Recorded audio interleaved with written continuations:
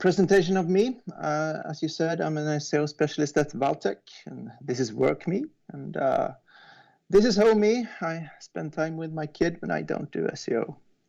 A quick introduction to Valtech for you who've not heard of an agency. We are a business transformation agency and often a website that plays a key role within business transformation.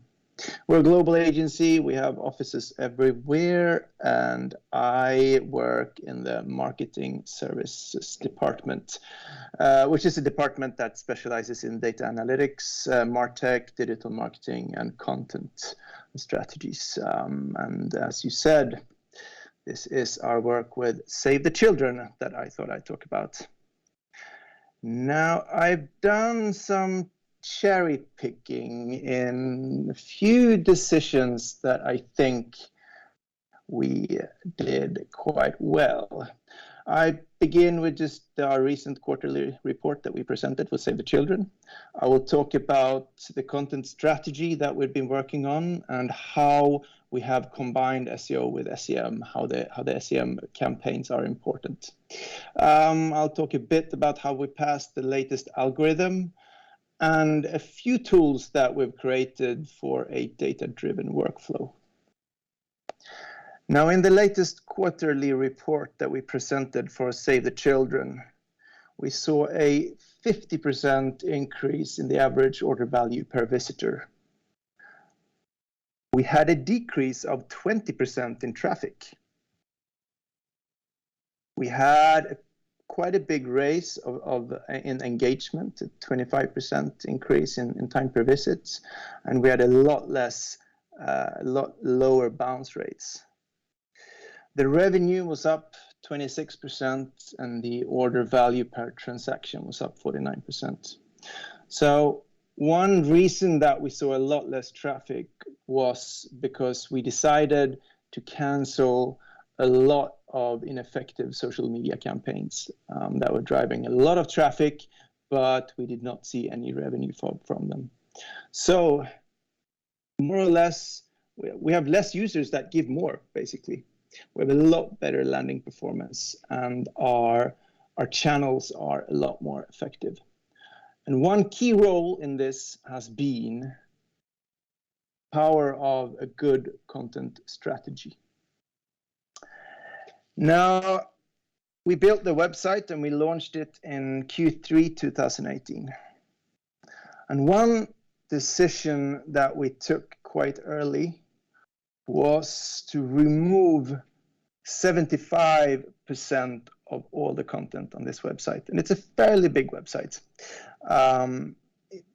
In Swedish measures, it's a fairly big charity website.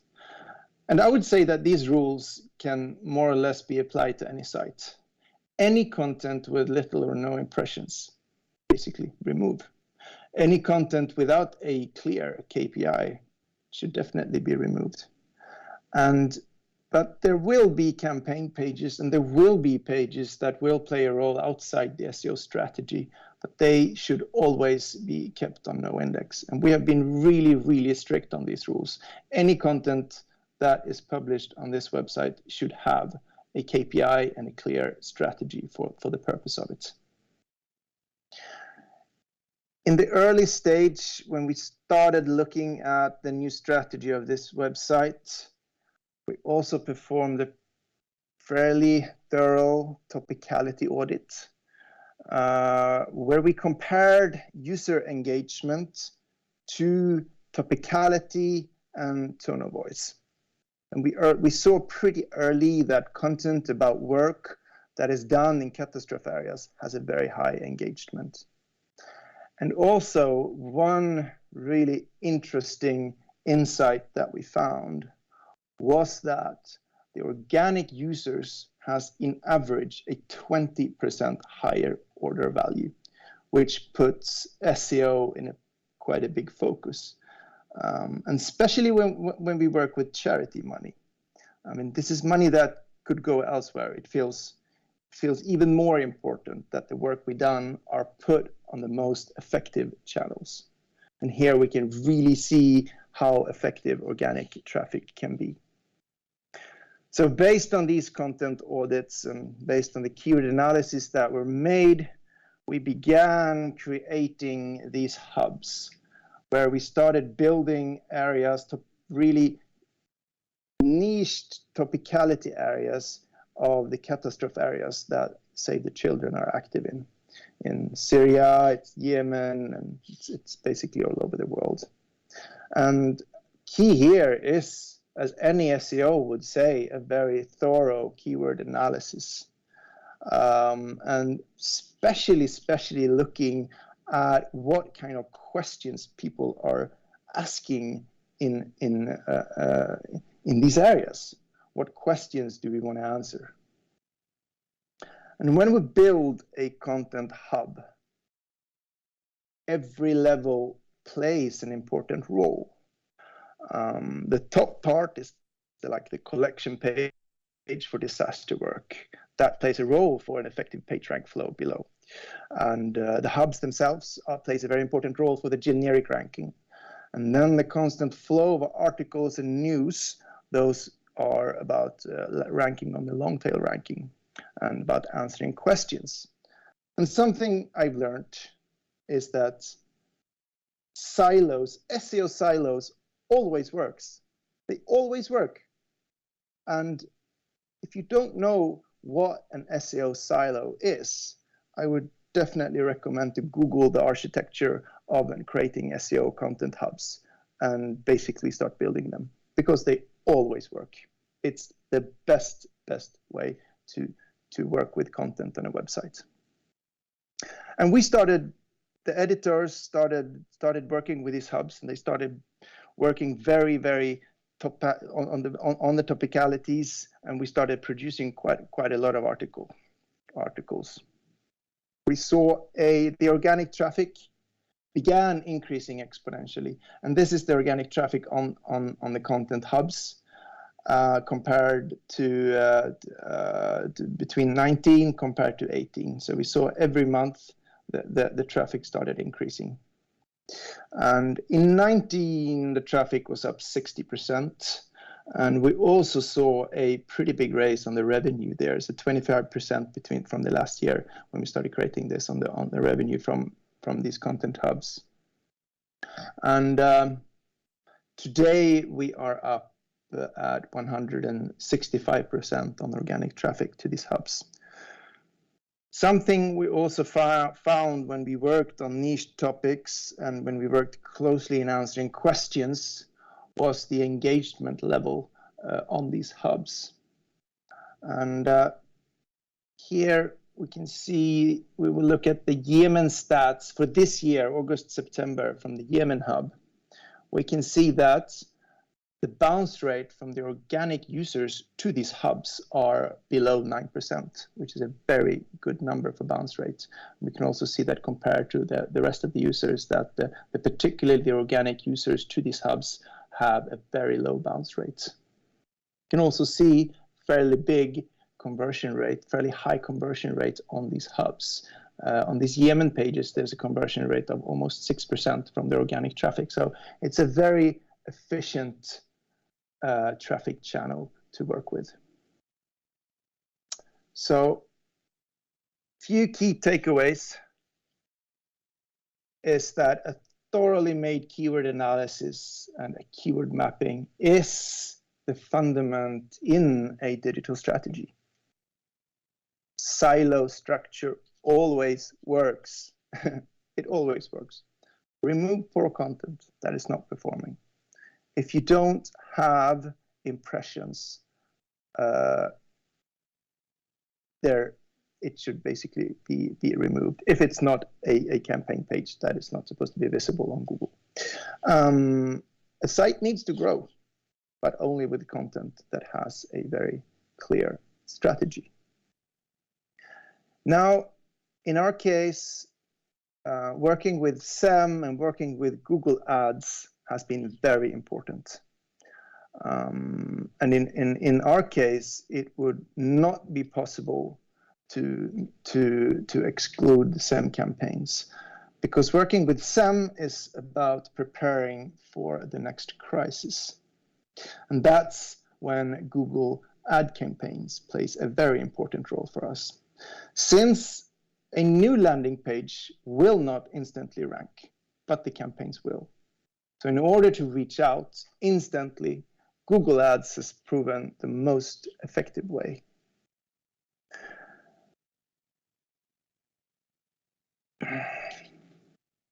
When we prepare, we have prepared pages for every area where Save the Children are currently active. Not all the pages are live currently, but they are prepared. And something that has been really important for us is to always have a campaign manager that can more or less begin working instantly.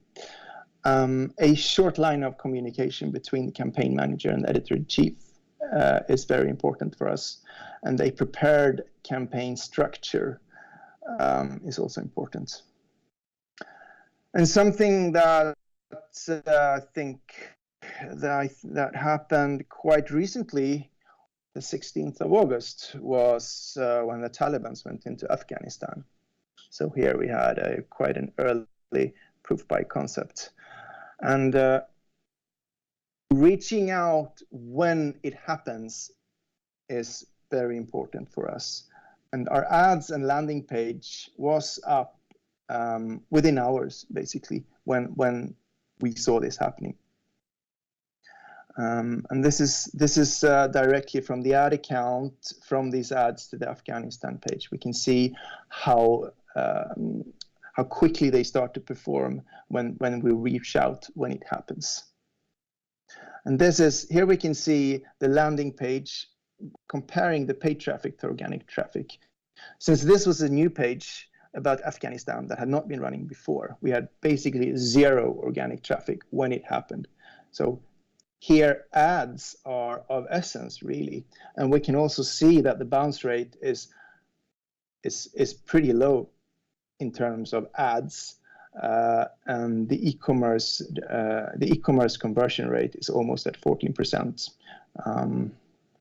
But not only ads is of essence. I would say time is of essence here, because when something happens, when something like this happens, and it's on the news, and everyone are reporting about it, we have seen that is the time when people are watching the news about Afghanistan. That's when they want to do something, and that's when they start Googling, and that's where we have to be visible. So the revenue peak is when the news are new. So being there on the hour has been really important when these kind of things happens for Save the Children. And here, when these things happens, it's more or less impossible to be there organically.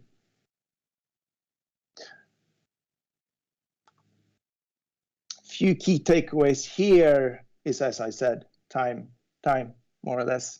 A campaign manager that can begin working instantly, a short line communication between the campaign manager and editor-in-chief, and having a prepared campaign structure and a way of working. And I would say working instantly can probably be a way of working for a lot of other companies. Don't have to be a charity organization working with catastrophe and crisis in order to be there. When something happens that affects your company or products, being there when it happens and having a very effective way of working and reaching out to whether it's members or clients or users is often a very effective way to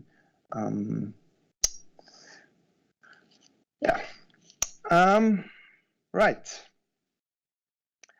Moving on to the next topic, which thought I'd talk about it, and that was passing the page experience algorithm.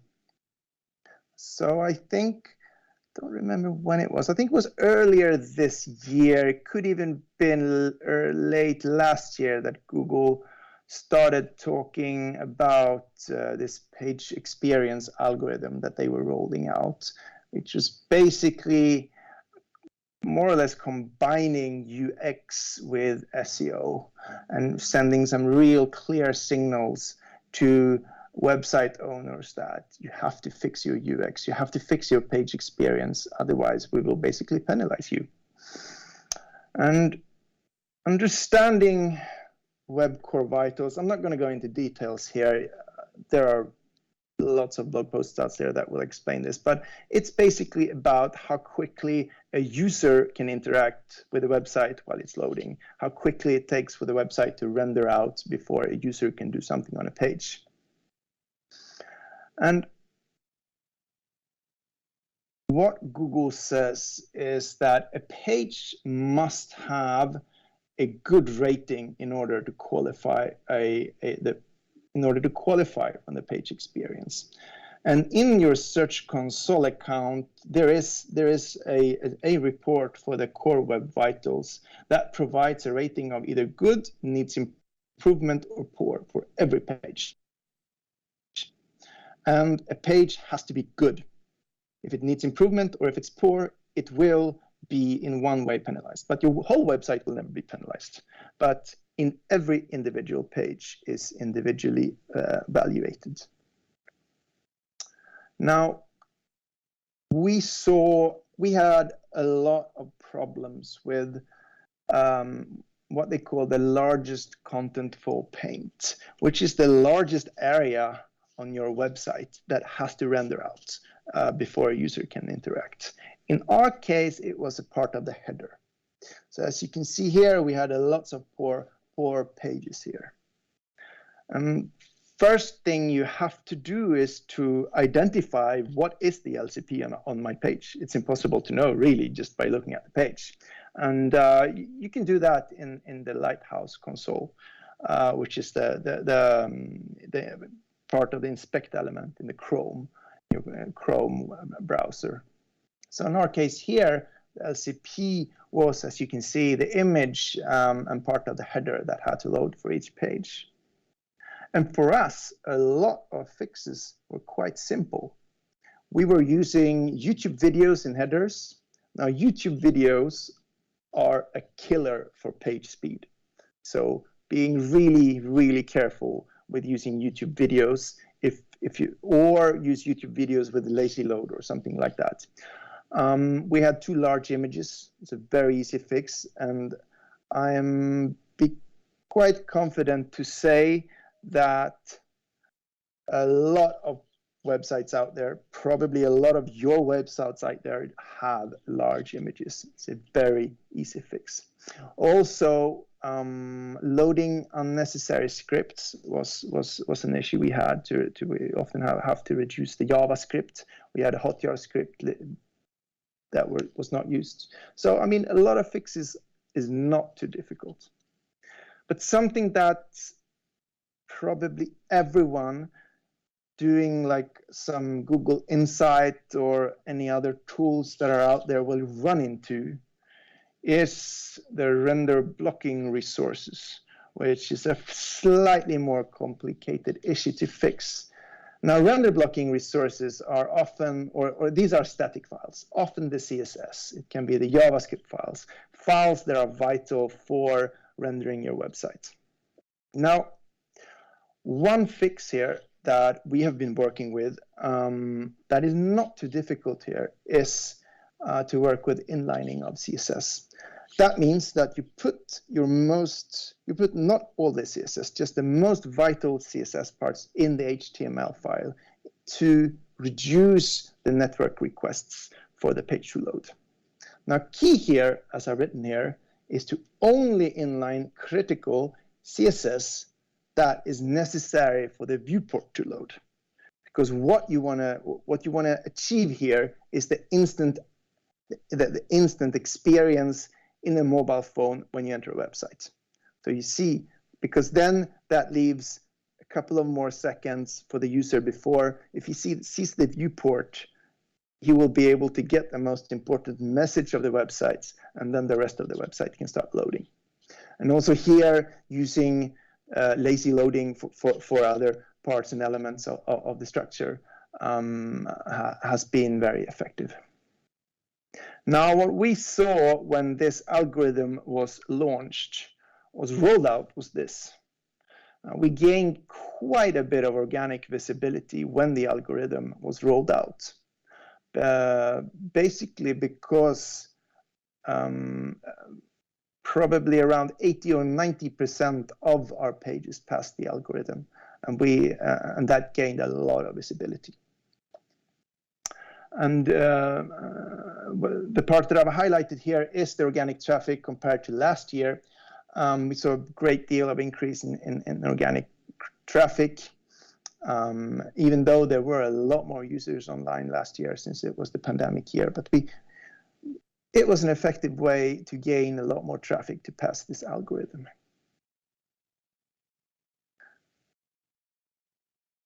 Few key takeaways here is I really encourage and recommend you to look into this algorithm, and solving the issues you have will result in gaining visibility. But first you have to get an understanding, do we have issues with the Web Core Vitals algorithm? Something I know, being involved in several development projects, is that things often get down prioritized. So don't try to fix everything at once. Rather decide. What we have here is that we've decided a performance development pace with earmarked hours. So not looking into what we will fix first, but first look into how much time can we invest in the performance development, and what pace should we have. Begin with identifying the site-wide issues with simple fixes. Often could even be so simple that you're using too large images in your header. And I'll also recommend to start looking into render blocking resources, and in many cases, inlining critical CSS on your most important landing pages will reduce load time. Right, that was about the latest algorithm. Now I had done some cherry picking of creating the tools for a data-driven workflow.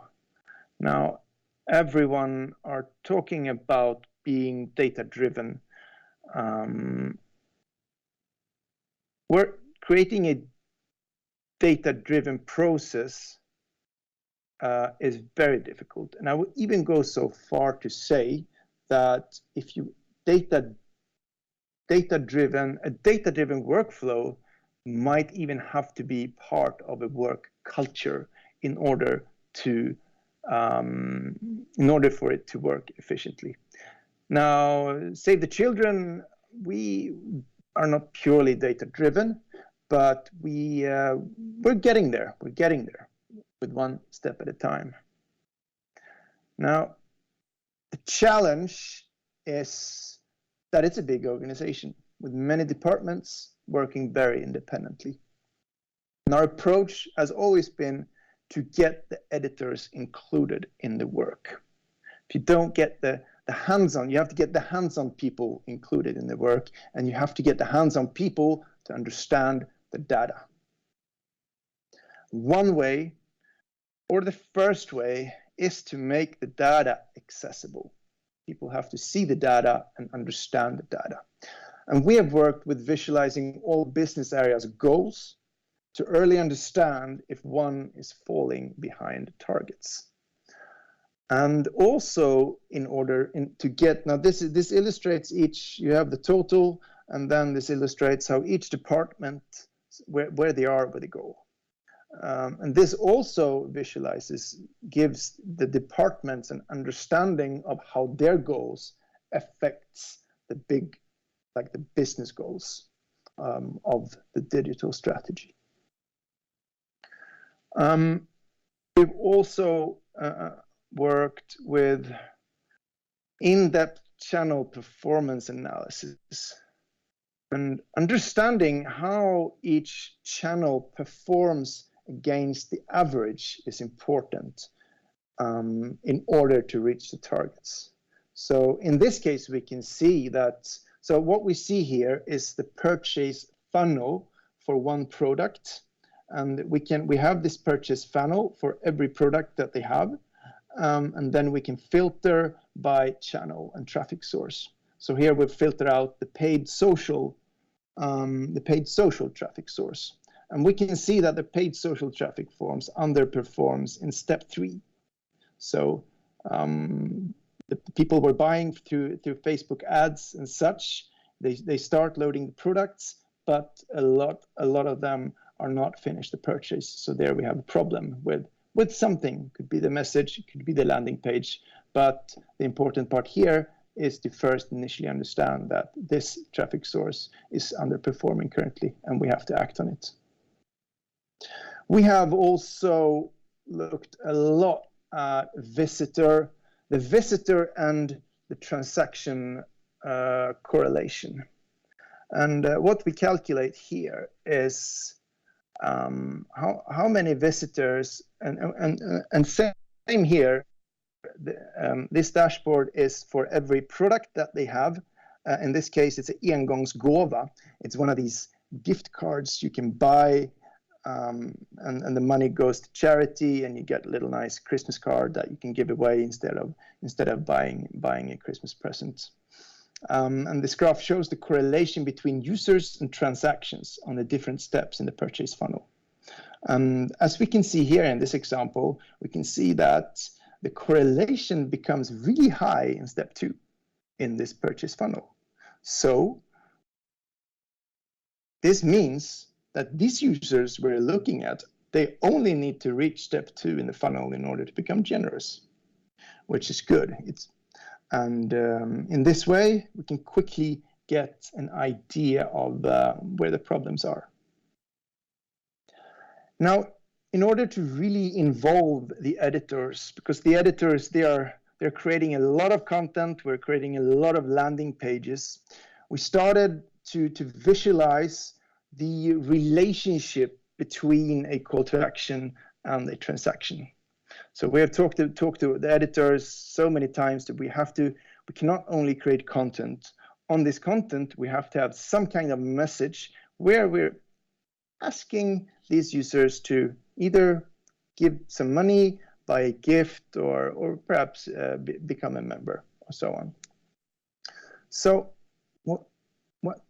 So if an editor adds a call to action message or a button or some kind of call to action on a page, it will appear in this dashboard and how this message is performing. When we began involving these editors, the amounts of clicks related to the transactions from the call to actions were 19%. But only by involving the editors in the process of testing. Now, we did not do anything. We gave them the tools. They started testing, and they started to trying new messages, trying new colors, working with new call to actions. And now we've actually reached a 54% correlation from the message clicks to the transactions that has been made.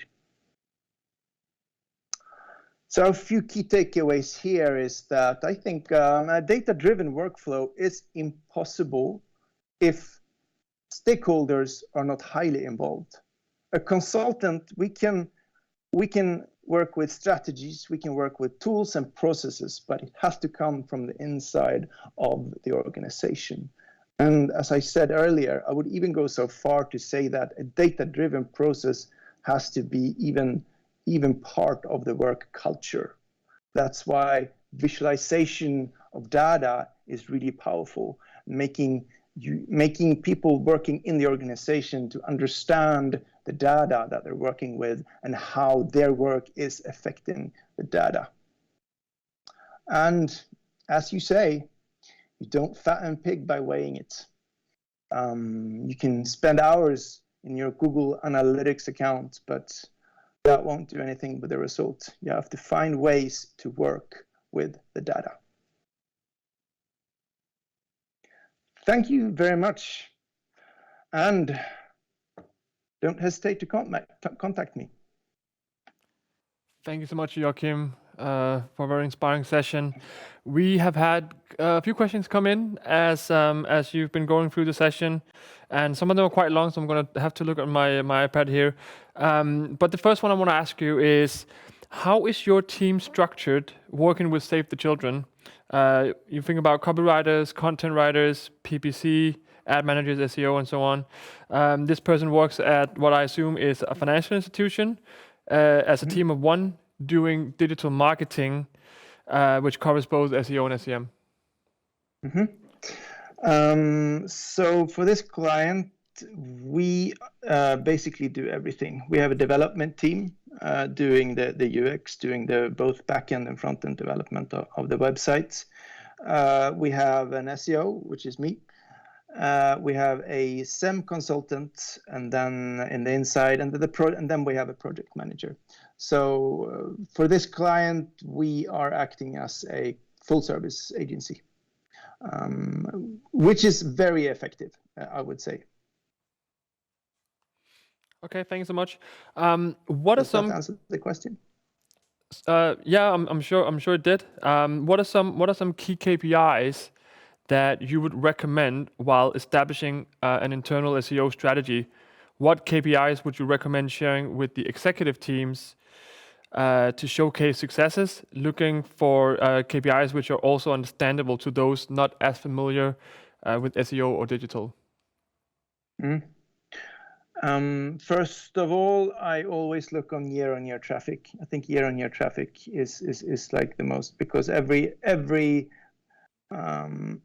business area has a seasonal change. So looking at last week will not help you. Looking at last year will always help the numbers. I would also decide what's the purpose of the website. Many organizations, such as Save the Children, they have a huge organization outside the digital strategy.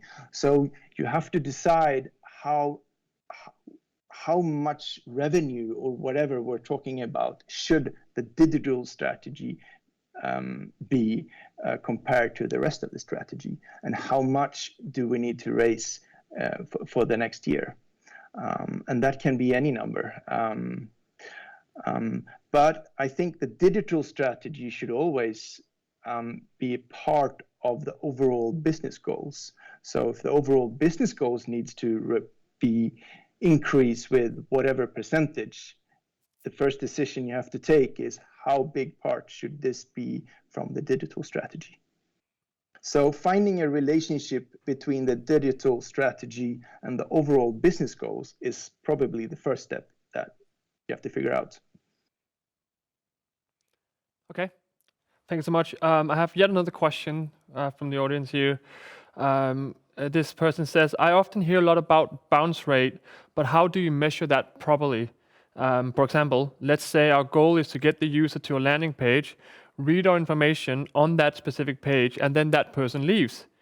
In this person's eyes, they would have succeeded, right? Yeah. But in that way, a high bounce rate might not be a bad result at all, just to mention an example. So how do you measure that in a proper way if you have, kind of dynamics like this? That's a perfect, and I totally agree. Bounce rate is in many cases misunderstood. As he said, you can have a high bounce rate, but still having a good result. But there we basically have to look at other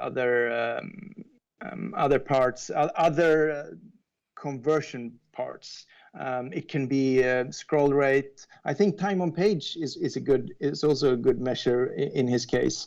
And I would also urge to, probably there are other stuff on the website that these users could read on as well. So, but as you said, yeah, bounce rate is a misunderstood concept. High bounce rate can still have a good result. Yeah, I guess that's all depending on what you're actually trying to achieve. That makes a lot of sense. A few other questions I have here. Where did you start when you began building the fast response structure across PPC and SEO? What was the initial starting point across the SEO silos? I didn't really understand the question. So Can you please repeat it? where did you start when you began building the fast response structure across PPC and SEO? We basically started creating a whole new structure looking at the areas where they were working on.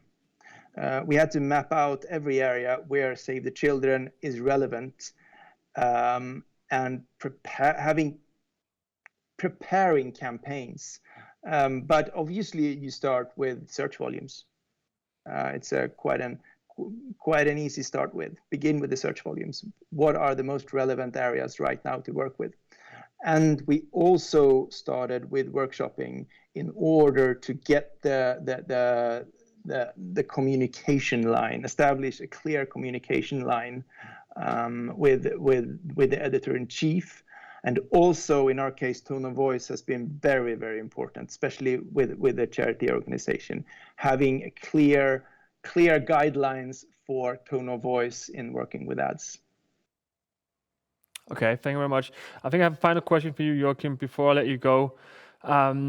Because I think most people working with search marketing know that core web vitals is something that's very hot at the moment. And just asking you, are core web vital signals taken into consideration by the algorithm, even on pages that are set as no index?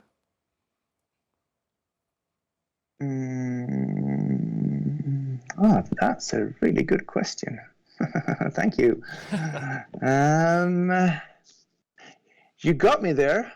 My answer that wasn't is my probably intention. I don't. My answer is right now that I have to think about that one. So we'll figure that one out. Well, that's an answer too. That one out. Thank you. We'll figure that one out. No worries. Joakim, it's been an absolute pleasure having you here. Thank you so much for joining us today, and have a great evening. Thank you very much.